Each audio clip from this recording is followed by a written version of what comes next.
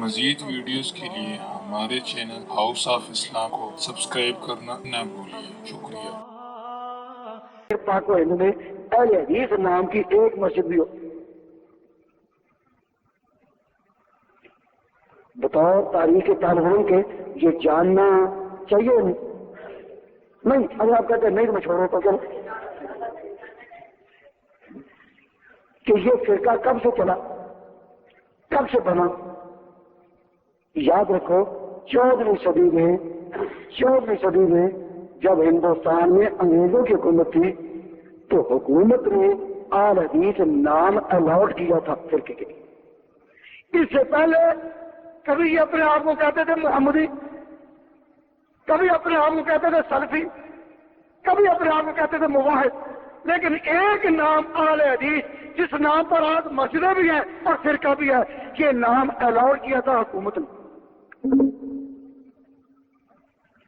اور مولوی محمد صاحب بٹالوی جو مرزا غلام احمد کے کچھ ایسا دوست رہے تو مخالف ہوئے، یہ نام الاٹ ان کو انہوں نے کرایا تھا اور اس کے بعد جماعت کا آغاز ہوا۔ ہم یہ نہیں کہتے کہ انہوں نے اپنی جماعت کا آغاز کرتے ہوئے کوئی نئے عقیدے بنائے، نہ، لیکن فروعی اعمال کے ساتھ اپنے فرقے کو دوسرے مسلمانوں سے علیحدہ کرنا اور ایک نام دینا اور اس نام کی مسجد بنانا، اس کا آغاز اس وقت سے ہوا۔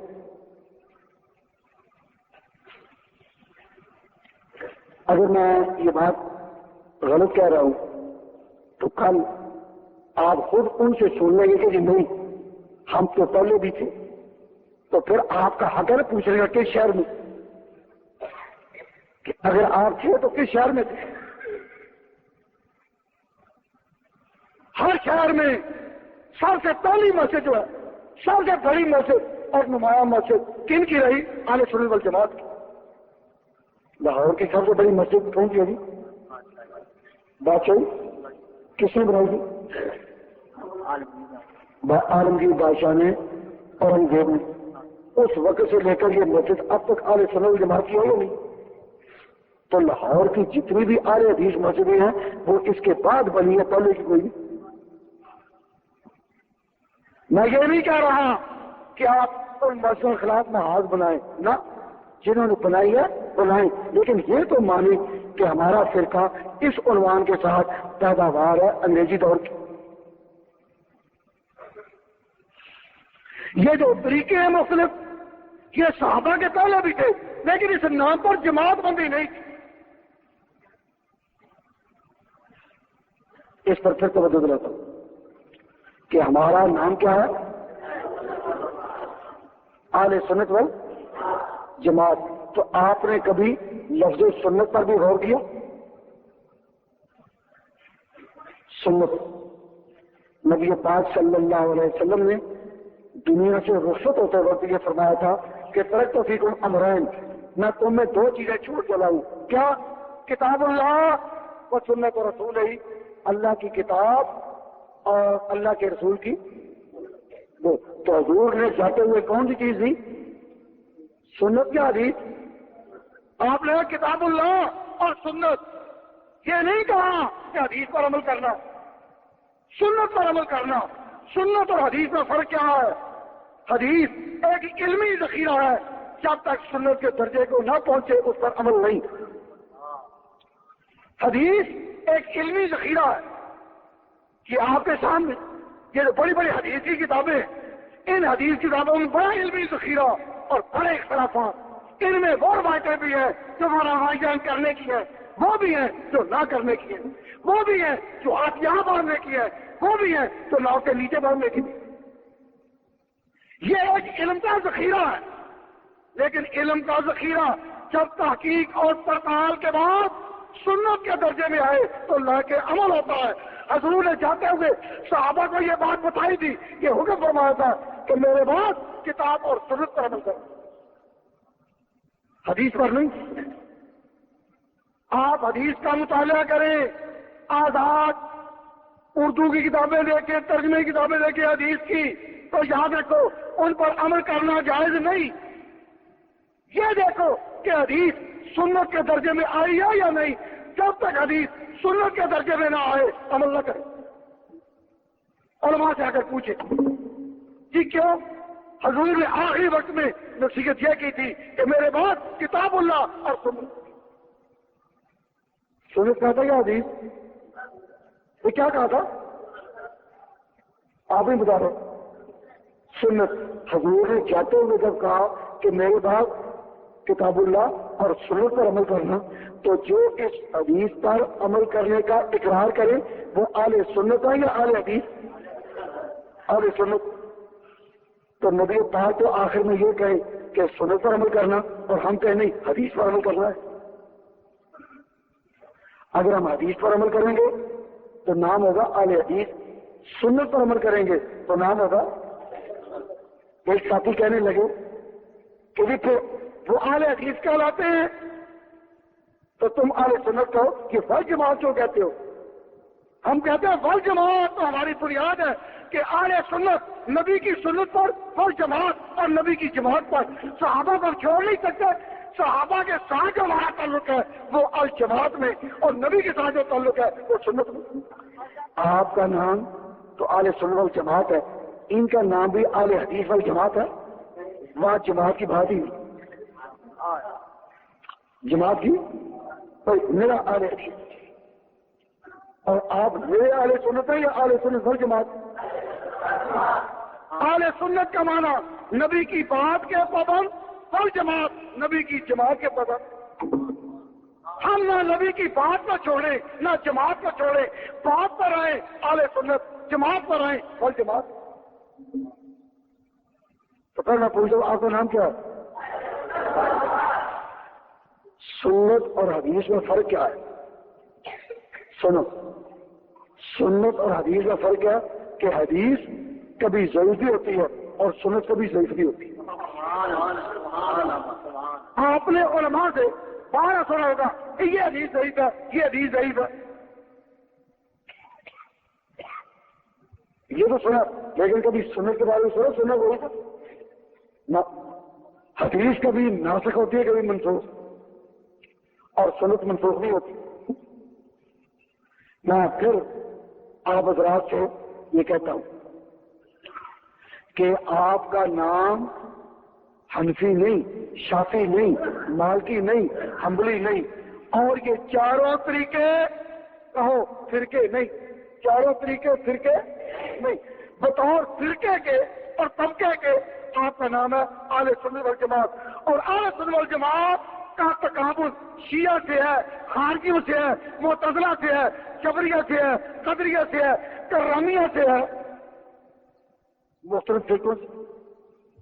لیکن جو اپنے اندر یہ طریقے ہیں یہ فرقے نہیں. ہاں یہ بات جانیے، اس بات کو اچھی طرح اپنے ذہن میں رکھیے کہ اللہ تعالیٰ سے آپ مانگتے کیا ہے. تو نیند تو نہیں آ رہی؟ سمجھ آ رہی ہے؟ تو نماز آپ نے پڑھی ہے، نماز میں امام نے اور سنتوں میں آپ نے سورہ فاتحہ پڑھی ہے یا نہیں؟ سورہ فاتحہ میں اللہ تعالیٰ سے آپ نے کیا مانگا؟ اہدنا الصراط المستقیم، اے اللہ ہمیں صراط مستقیم پر چلا. صراط الذین انعمت علیہم، صراط مستقیم راہ ہے ان لوگوں کی جن پر تیرا انعام ہوا. سنو نہیں سمجھ توجہ کیجیے. اے اللہ ہمیں صراط مستقیم پر چلا، اور صراط مستقیم نبیوں کی راہ ہے. صراط مستقیم نبیوں کی راہ نہ، نبیوں کی، صدیقوں کی، شہداء کی اور صالحین کی. ان چاروں کو کہا جاتا ہے کہ جن پر اللہ کا انعام ہوا. تو اللہ تعالیٰ کے حضور میں ہم دعا کرتے کہ یا اللہ ہمیں بزرگوں کے، نبیوں کے طریقوں پر اور بزرگوں کے طریقوں پر چلا. آپ نے دونوں دعائیں کی یا ایک؟ بتائیں. آپ نے جب کہا کہ اے اللہ تو صراط المستقیم، ہمیں صراط مستقیم پر چلا، آگے کہا صراط النبیین یا صراط الذین انعمت علیہم؟ نبیوں کی راہ یا انعام یافتہ لوگوں کی راہ؟ تو انعام یافتہ میں تو نبی بھی ہیں، صدیق بھی ہیں، شہداء بھی ہیں، صالحین بھی ہیں. تو آپ نے اللہ سے مانگا اے اللہ ہمیں نبیوں کے طریقوں پر، صدیقوں کے طریقے پر، شہداء کے طریقے پر اور نیکوں کے طریقے پر چلا. آپ نے خدا سے مانگا یا نہیں؟ اب قبلے کی طرف منہ کر کے تو یہ کہے کہ یا اللہ نبیوں کے ساتھ ہمیں بزرگوں کے طریقوں پر بھی چلا، اماموں کے طریقے پر چلا، جو صالحین ہوئے ان کے طریقے پر چلا. خدا قبلے کی طرف منہ کر کے تو یہ کہے اور جب سلام پھیرے تو کہیں صرف نبی کی بات، صرف نبی کی بات، صرف نبی کی بات، اور کسی کی نہیں، صرف نبی کی بات. اور قبلے کی طرف منہ کر کے تو کہا صراط الذین انعمت علیہم، اے اللہ ہمیں ان لوگوں کے راستے پر چلا جن پر تیرا انعام ہوا. اور قرآن میں ہے کہ انعام یافتہ نبی بھی تھے، صدیق بھی تھے، شہداء بھی تھے، صالحین بھی تھے. آپ نے چاروں کی راہ پر چلنے کی دعا کی یا نہیں؟ تو جب قبلے کی طرف منہ کیا تو کہا کہ چاروں طریقوں پر ہمیں چلا. ہمیں ان چاروں کی پیروی عطا فرما. قبلے کی منہ پر منہ کر کے تو کہا ان چاروں کے طریقوں پر چلو، اور ادھر سلام پھیرنے کے بعد پبلک کو کہا، مجھے کہا کہ نہیں صرف نبیوں کا راستہ، صرف نبی، صرف نبی، اور کسی کو نہیں ماننا. تو سورۃ فاتحہ کیا سکھاتی ہے؟ سورۃ فاتحہ یہ بتاتی ہے کہ تم نے صرف نبیوں کے راستے پر نہیں چلنا، بزرگوں کے راستے پر بھی چلنا ہے. اور صحابہ کی بات کی پیروی بھی کرنی ہے. یہ بات نہیں سمجھا. اہدنا الصراط المستقیم صراط الذین انعمت علیہم یہ ہے یا صراط النبیین؟ تو انعمت علیہم میں چاروں آتے ہیں یا نہیں؟ تو پھر آپ نے چاروں کا راستہ مانگا یا نہیں؟ یہ صرف نبی تھے یا ساتھ بزرگوں کا ہی مانگا؟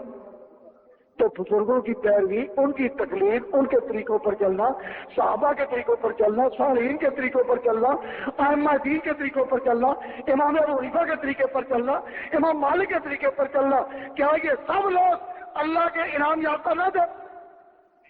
تو نماز میں آپ نے ان کے پیچھے چلنے کی تو دعا مانگی، اور سلام پھیرنے کے بعد تم نے کہا کہ نہیں صرف نبیوں کا طریقہ، صرف نبیوں کا. یہ تو بات ہے بھائی. ایک بات یہ بھی پیش نظر رہے کہ صحابہ کے پیچھے چلنا یا نہیں. سب سے زیادہ حدیثیں روایت کرنے والے کون تھے؟ نہیں، ایک کا نام لے کوئی اور. ہاں، سب سے زیادہ حدیثیں روایت کرنے والے کون تھے؟ حضرت ابو ہریرہ. اور ان کی حدیثیں ہماری حدیث کتابوں میں ہزاروں ہیں، ہزاروں. اور حضرت عمر کی، حضرت عمر کی جو روایات ہیں وہ ہزاروں نہیں، عثمان کی بھی ہزاروں نہیں، ابو ہریرہ کی. تو درجہ ابو ہریرہ کا زیادہ ہے یا حضرت عثمان کا؟ جواب نہیں آ رہا. نہیں، درجہ حضرت عثمان کا زیادہ یا حضرت ابو ہریرہ کا؟ اگر کوئی یہ کہے کہ جی حضرت ابو ہریرہ کے پاس تو ہزاروں حدیثیں تھی، حضرت عثمان سے بتانا، لہذا درجہ ابو ہریرہ کا زیادہ ہے. تو یہ اس کی بات غلط ہوگی یا صحیح؟ تو اگر کوئی یہ کہے کہ جی امام بخاری نے جو حدیثیں بیان کی تعداد زیادہ ہے، اور جو امام محمد نے بیان کی، جو امام ابو حنیفہ کے شاگرد تھے، وہ کم ہے، تو امام بخاری کا درجہ امام محمد سے زیادہ ہو جائے گا. اگر کوئی کہے کہ ان کی حدیثیں زیادہ ہیں بخاری کی اور امام ابو حنیفہ کے شاگرد کی اتنی نہیں، اس لیے میں اس کو بڑا سمجھوں گا جس کے پاس زیادہ ہیں. تو ہمیں پھر سوال کرنے کا حق ہے کہ حضرت عثمان کے پاس بھی تو اتنی نہیں تھی جتنی حضرت ابو ہریرہ کے پاس. تو پھر حضرت عثمان کے بارے میں کیا کہو؟ ہمارا تو اعتقاد ہے کہ سارے صحابہ میں سب سے اعلیٰ ابوبکر صدیق، ان کے بعد عمر فاروق، ان کے بعد عثمان غنی. عثمان غنی کا درجہ ابو ہریرہ سے بہت زیادہ آگے. اگر ان کا آگے ہے تو امام ابو حنیفہ کا امام بخاری کے آگے نہیں ہو سکتا. بھائی کبھی ڈاکٹر کے پاس بھی کہیں گے نہیں نہیں گئے کبھی؟ ہسپتال میں ڈاکٹر کے پاس کبھی گئے یا نہیں؟ اور کمپاؤنڈر کے پاس جا کے نہیں ہو سکتے؟ میں کبھی ڈاکٹر کے پاس میں گئے یا نہیں گئے کبھی؟ ہسپتال میں ڈاکٹر کے پاس کبھی گئے یا نہیں؟ اور کمپاؤنڈر کے پاس بھی گئے؟ جب دوائی بنوانے جاتے ہیں تو کس کے پاس جاتے ہیں؟ پرچی لے کر. تو زیادہ شیشیاں، زیادہ دوائیں اور زیادہ ڈبے کمپاؤنڈر کے پاس ہوتے ہیں ڈاکٹر کے پاس، لیکن درجہ ڈاکٹر. کیوں؟ جو کچھ کمپاؤنڈر کے پاس ہے اس کا فیصلہ ڈاکٹر کرے گا. تو کمپاؤنڈر کے پاس دیکھنا کہ اس کے پاس شیشیاں زیادہ ہے، ڈبے زیادہ ہے، یہ سمجھنا کہ اس کا درجہ ڈاکٹر زیادہ. یہ دوائی نہیں نظامی ہے. تو یہ محدثین ہیں جو حدیثیں جمع کرتے ہیں، یہ محافظ ہیں، حدیث کے کسٹوڈین ہیں، لیکن ان کے بارے میں فیصلہ، ان کے بارے میں حکم یہ مجتہد کا کام، فقہا کا کام. اور امام ترمذی رحمۃ اللہ علیہ جامع میں لکھتے ہیں کہ فقہا ہیں کہ جو حدیث کے معنی بہتر سمجھتے ہیں. تو فقہا کا درجہ ڈاکٹر کا، محدثین جن کے پاس حدیث کے ذخیرے اور انہوں نے محنت کی اور حفاظت کا پہرا دیا، ان کے پاس حدیث کے ذخیرے دیکھ کر یہ نہ سمجھنا کہ ان کا درجہ مجتہدین کے برابر ہے. نہ، مجتہدین ڈاکٹر ہے اپنے فن کے. ڈاکٹر اکیلا بھی بیٹھا ہو تو اس کا پرچی لکھنا وزن رکھتا ہے. مجتہد بغیر حوالے کا بھی اگر بات کہے تو وہ وزن رکھتا ہے اس کی بات پر جس نے عمل کیا. حضور فرماتے ہیں من افتیا بغیر علم کان اسمہ علی من افتاہ، کہ جس کے پاس علم نہیں وہ کسی کے فتوے پر عمل کرے، فتویٰ غلط بھی ہو تو اس کا گناہ فتویٰ دینے والے پر ہوگا، اس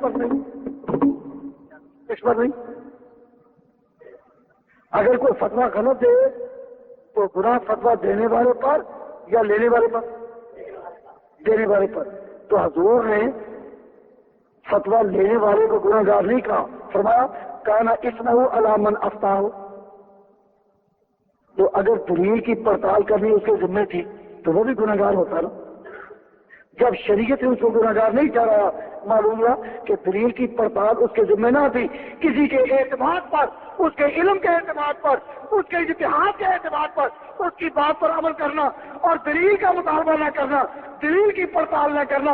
اگر یہ عمل ناجائز ہوتا تو نبی پاک اس عمل کا گناہ فتویٰ دینے والے پر نہ ڈالتے، اس کو بھی کہتے تو بھی گناہ گار. لیکن حضور نے فرمایا کانا اس عمل علامن. بس سمجھ آ رہی ہے نہیں؟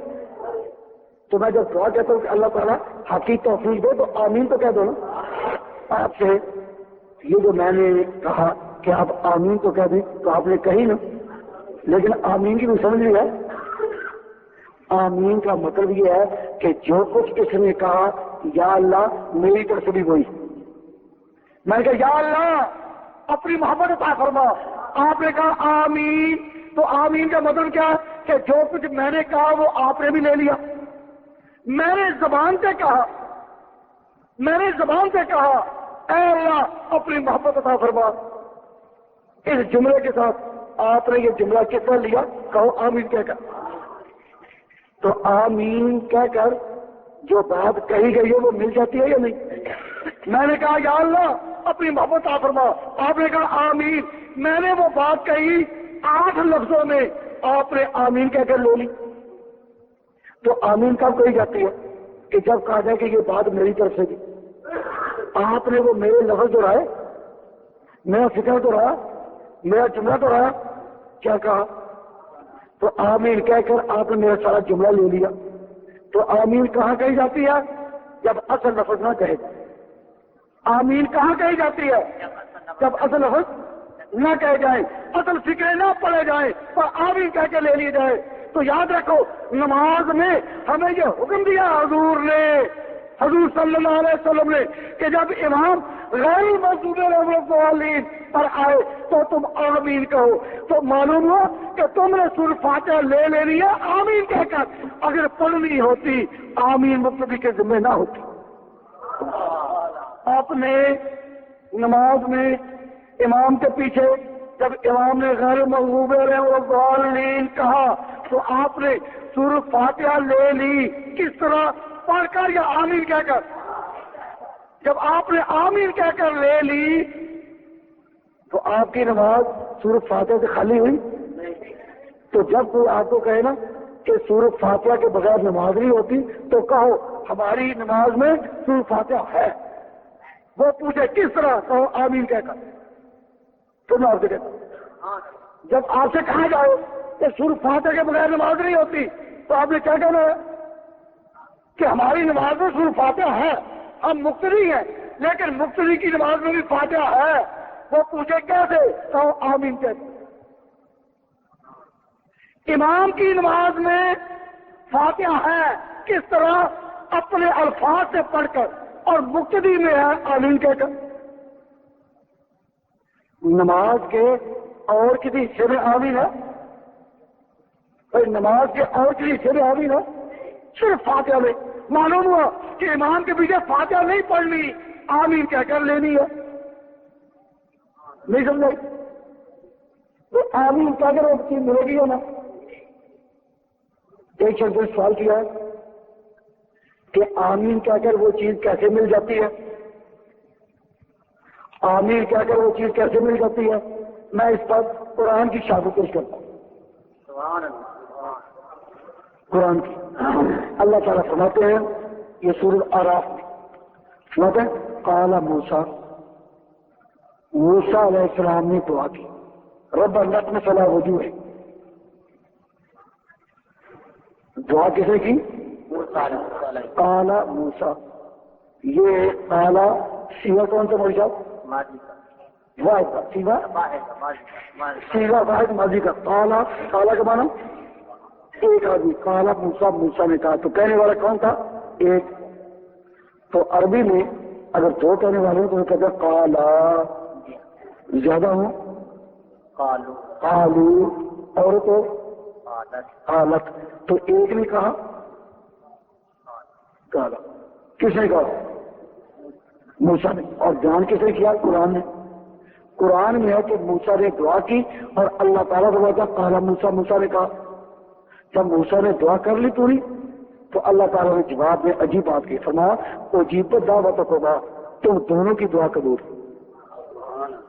اجیبت قبول کر لی گئی، دعوتکما تم دونوں کی دعا۔ طالب علم یہاں قرآن کے حیران کہ دعا کی تھی ایک نے یا دو نے؟ تو یہ کیوں کہا دونوں کی دعا قبول کر لی گئی؟ دونوں کی دعا، بات یہ تھی کہ دوسرے ساتھ ہارون تھے موسیٰ کے، وہ دعا کرتے جاتے، یہ آمین کہتے جاتے۔ جب یہ آمین کہتے اور خدا نے کہا دونوں کی دعا قبول کر لی، معلوم ہوا قرآن کا فیصلہ ہے کہ آمین کرنے والے کو وہ دعا مل گئی۔ یہ دعا کی کس نے تھی؟ ایک نے۔ دوسرے نے کہی، دونوں کی دعا قبول کر لی گئی۔ اگر ہارون کی دعا لفظ نہیں تھی، آمین تھی، آمین کہنے سے تھی، وہ ہو سکتی ہے، تو ہمیں آمین کہہ کر فاتحہ کیوں نہیں مل سکتی؟ تو میں عرض کرتا ہوں کہ آمین اگر آپ اتنا زور سے کہیں، اتنا زور سے کہ شور مچ جائے تو پھر غور کا موقع ہوگا۔ لیکن خدا را آپ تو غور کریں کہ آمین کہہ کر چیز مل جاتی ہے یا نہیں؟ میری عادت لڑانے کی نہیں، میں تو سمجھا جوڑ کی طریقے کو۔ ایک ہمارا دوست تھا آل حدیث، وہ مجھے کہنے لگا جی علامہ صاحب اگر پڑھ بھی لے تو حرج کیا ہے؟ اگر امام کے پیچھے پڑھ بھی لے تو حرج کیا ہے؟ میں نے کہا مجھے پڑھنی آتی نہیں تو مجھے تو سیکھنی پڑے گی نا۔ کیا لگا میں سکھاتا ہوں، میں تو سکھاؤں گا، پڑھوں گا کہ میں سکھاتا ہوں، میں نے کہا اچھا سکھاؤ میں پڑھوں گا۔ میں نے پوچھا کہ امام جب کہے الحمدللہ رب العالمین تو میں کیا کہوں؟ کہے گا آپ بھی کہے الحمدللہ رب العالمین۔ میں نے کہا جزاک اللہ، ٹھیک ہے۔ امام نے کہا الرحمن الرحیم، میں کیا کہوں؟ کہنے لگا الرحمن الرحیم۔ میں نے کہا امام نے کہا مالک یوم الدین، وہ کہنے لگا آپ بھی کہیں مالک یوم الدین۔ میں کہا چلو ٹھیک ہے، چلو آگے۔ امام کہے ایاک نعبد و ایاک نستعین تو میں کیا کہوں؟ کیا لگا آپ بھی کہیں ایاک نعبد و ایاک نستعین، میں کہا امام کہے اہدنا الصراط المستقیم تو میں کیا کہوں کہ آپ بھی کہیں اہدنا الصراط المستقیم، میں کہا امام کہے صراط الذین انعمت علیہم تو میں کیا کہوں کہ آپ بھی کہیں صراط الذین انعمت علیہم، میں نے کہا امام کہتا ہے غیر المغضوب علیہم والضالین تو میں کیا کہوں کہ آپ بھی کہیں غیر المغضوب علیہم والضالین، میں نے کہا اٹھاؤ یہ حدیث بخاری شریف، بخاری میں ہے حضور نے فرمایا کہ جب امام غیر المغضوب علیہم والضالین کہے تو تم آمین کہو، حضور تو کہیں کہ امام کہے غیر المغضوب علیہم والضالین تو تم آمین کہو، اور تم کہتے ہو کہ امام کہے غیر المغضوب علیہم والضالین تو تو بھی کہو غیر المغضوب علیہم والضالین۔ دیکھو اگر امام نے کہا غیر المغضوب علیہم والضالین تو میں بھی کہوں، میں کیا کہوں؟ اگر غیر المغضوب علیہم والضالین کہوں تو بخاری کے حدیث کے خلاف ہے۔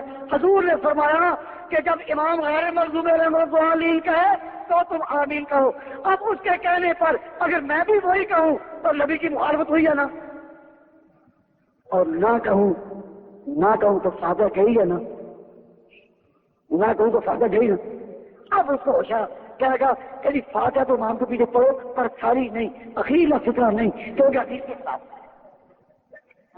کہ فاتحہ تو امام کے پیچھے پڑھو پر آخری بار نہیں، پھر میں کہتا ساری تو فرض نہ ہوئی، ساری تو فرض نہ ہوئی۔ جا کر انہوں نے اپنے مولویوں سے پوچھا تو مولوی کہنے لگے بھائی دیکھو جتنا وقت لگتا ہے نا ایک پر جلدی دونوں۔ اب پوچھنے والے نے کہا کہ کیا کسی حدیث میں آیا کہ جلدی دونوں؟ تم جو اپنے آپ کو اہل حدیث کہتے ہو تو کسی حدیث میں آیا کہ جلدی دونوں؟ ارے نہیں آیا تو نہیں، پر اب کریں کیا؟ بھائی بہتر علاج یہ ہے کہ پڑھو ہی نا، آمین کہہ کر پڑھی پڑھائی لے لو،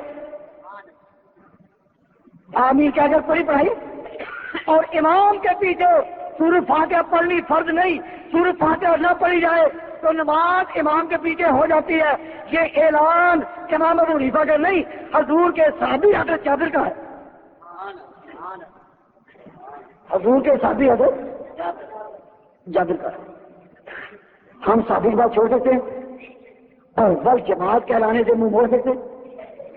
تو صحابی نے کہا، اور یہ کہا جی ترمذی میں، ترمذی سیاستہ کی کتاب ہے، حدیث کی کتاب ہے، یہ موجود ہے حضرت جابر کا تیسری حدیث، اور آگے لکھا ہے کہ یہ حدیث صحیح ہے، یہ حدیث صحیح ہے۔ تو ہم حضرت جابر کی اس روایت پر اگر عمل کر کے کہیں کہ فاتحہ امام کو پیچھے نہ پڑھی جائے تو نماز ہو جاتی ہے، اس میں کوئی عیب ہے؟ اور نہ ماننے کا تو علاج ہی کوئی نہیں، نہ ماننے کا علاج کوئی نہیں۔ میں پھر اس طرح توجہ ذرا کروں،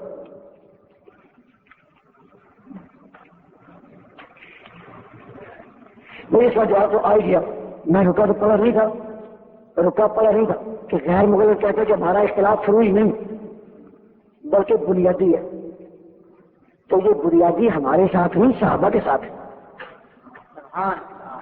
یہ اگر کسی نے رکا یہ ہو سے لکھا ہے تو بالکل ٹھیک لکھا ہے کہ غیر مقلد کہتے ہیں کہ ہمارا اختلاف فروعی نہیں بلکہ بنیادی ہے، ہم کہتے ہیں کہ ہاں ان کا اختلاف بنیادی ہے، کیوں؟ وہ صحابہ کے خلاف چل سکتے ہیں، ہمارا اختلاف فروعی ہے، کیوں؟ ہم صحابہ کے خلاف نہیں چل سکتے۔ جو صحابہ رفع یدین کرتے تھے ان کے ساتھ ہمارا اختلاف فروعی ہے، بنیادی نہیں۔ جو امام کے پیچھے رحمت پڑھنے کے قائل تھے وہ فرض کے درجے میں نہیں، ان کے ساتھ ہمارا اختلاف فروعی ہے۔